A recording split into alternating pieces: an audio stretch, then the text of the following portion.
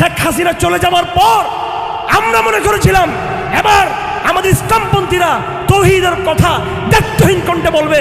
আফসোস, তারা ক্ষমতার লোভে এমন পাগল হয়ে গেল, তারা তৌহিদ আগে যতটুকু ছিল সেটাও তারা ছেড়ে দিতে লাগলো। এখন শেখ হাসিনার আমলে তো আপনারা কেউ গিয়ে গীতা পাঠ করেন নাই।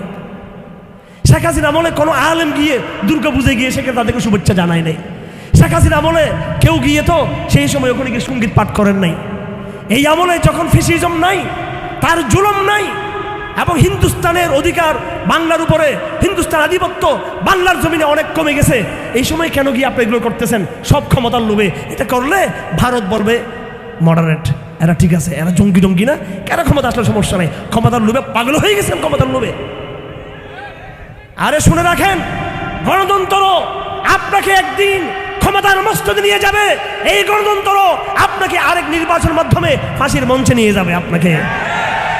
আমরা ইসলামের সেই বিজয়ের কথা তরুণ প্রজন্মকে বলতে এসেছি। ইসলাম, ওই ইসলামের বিজয়ের কথা বলবো, ওই পন্থার কথা বলবো, ওই মেথডের কথা বলবো, ওই পদ্ধতির কথা বলবো, যে এই পদ্ধতিতে দিন কায়েম দেরিতে হবে কিন্তু কিয়ামত পর্যন্ত সেটা সাস্টেইন করবে সেটা।